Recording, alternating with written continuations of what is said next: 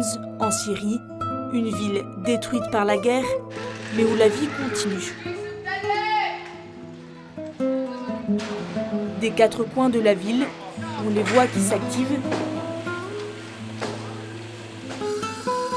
comme ici, au couvent des pères jésuites. Pierre par pierre, ils rebâtissent les murs de ce qui était avant une école. À la force de leurs bras, ils reconstruisent leur mémoire, nous explique Père Tony. We are trying to rebuild the heritage. It's not only the stone, it's the history, the memories of many peoples of Homs who studied here. Nabil est l'un de ses habitants attachés à sa ville. À 11 ans, il a appris le métier de tailleur de pierre, comme son père et son grand-père avant lui. 60 ans plus tard, il est toujours là, arc-bouté, marteau à la main, plus sûr que jamais de sa place ici et de sa vocation. أنا بكمل لأنه أنا هاي بلدي أصلاً وبحب إنها ترجع كما كانت وهالدمار اللي صار إن شاء الله بنقدر نرجعه قبل أكثر من أول يعني وحتى بالرغبة من داخلية إني أقدر أرجع هالشيء اللي كان سابق. À quelques mètres du couvent des Jésuites, Sœur Samia œuvre aussi à la reconstruction de la ville. Aujourd'hui, elle nous emmène dans le quartier de Wadi Sayer, tout près du centre historique. Ce quartier-là où on fait le projet de reconstruction des maisons pour les familles, pour aider les familles à revenir à leur maison qui est détruite pendant la guerre. C'est ici, à Homs, que la guerre civile syrienne a éclaté en 2011, détruisant des quartiers entiers et ravageant des familles. Cet après-midi, Sœur Samia et son équipe vont rendre visite à l'une d'entre elles.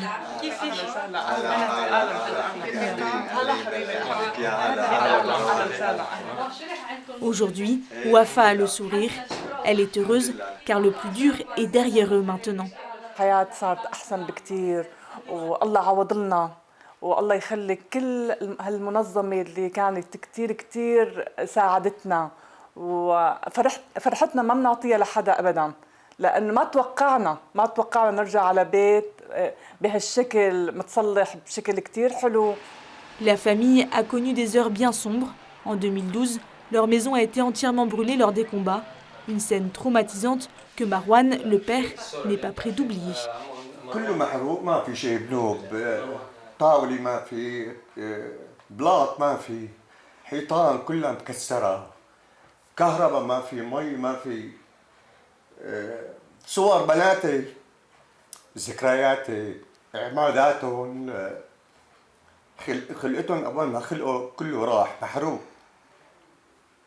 Comme beaucoup d'autres familles de la ville, ils ont dû partir subitement. Ils se sont réfugiés dans le village natal de Wafa, à 1 heure au nord de Homs, dans sa maison d'enfance, pour ne pas avoir de loyer à payer. Ils y sont restés 10 ans. And you can see the staircase is safe. There is the windows. Une maison avec des portes et des fenêtres, c'est chose rare à Homs. Petit à petit, Suzanne et ses collègues s'évertuent à redonner vie à ce quartier. Si certains reviennent, beaucoup aussi décident de partir, surtout parmi les jeunes. Suzanne, elle, a choisi de rester. I feel like I have a message here to help the people and do all I do, you know, and I feel that this is my place and this is where I belong, you know. Le choix de Suzanne est fort. Nous quittons Homs pour Alep. 2 heures de route, 2 heures de champs de ruines qui expliquent l'émigration d'1,5 million de chrétiens. Ils étaient 2 millions, ils ne sont plus que 500 000. Et le 6 février dernier, après plus de 10 ans de guerre, le pays est frappé par un séisme cette fois-ci. Un nouveau coup dur pour frère Georges. On crie à Dieu, on lui dit où es-tu? Pourquoi tu nous as abandonnés? Pourquoi tu nous laisses? Qu'est-ce que nous avons fait pour naître à cette époque, à ce temps-là? Ça, c'est le cri, pas seulement des chrétiens, même de nos amis musulmans. On se sent abandonnés. Bachir et Yolanda, eux aussi, se sont sentis abandonnés cette nuit du 6 février. فقنا يعني نحن ما وعينا عم نشوف شيء طبيعي لما هو شيء طبيعي هزه كبيره كانت يعني تحت الارض هيك. Yolanda venait de se lever pour apporter de l'eau à son fils handicapé qui dormait dans la chambre à côté. كان يعني شعور لا يوصف، خوف يعني، وانا عندي 3 اولاد، ف يعني ما بتعرف انه ما بتعرف ايش بدي اعمل، شعور لا ما بعرف بقدر ارجع اتذكر هذاك الوقت. يعني وقتها كان انا عندي ابن ما بقدر يمشي، فانه شلنا ولا نرقد ما بقينا نعرف ايش بدنا نعمل. La famille a réussi à sortir à temps, mais là encore, il a fallu abandonner maison et effets personnels. Là encore, il a fallu déménager et se mettre ensuite à reconstruire. Pour les habitants, ce séisme a été un drame de trop, s'attriste Monseigneur Topji. On a vu beaucoup de cas de désespérance, des cas de envie de laisser le pays parce que les gens disent que quoi encore, guerre, sanctions, pauvreté, embargo, sans électricité, sans tout les nécessaires. Donc on va laisser cet enfer.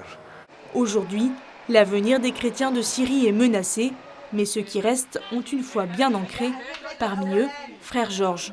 Nous voulons dire par notre vie que nous sommes des témoins, comme l'ont été les 2 témoins d'Emmaüs. Ils ont fait l'expérience du Seigneur.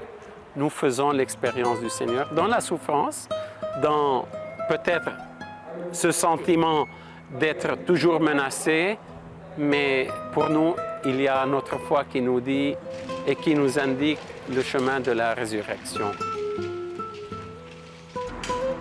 Continuer de croire et d'avancer quand tout semble menacé, construire et reconstruire inlassablement quand tout s'effondre, c'est aujourd'hui la vie des chrétiens là-bas et de tout le peuple syrien.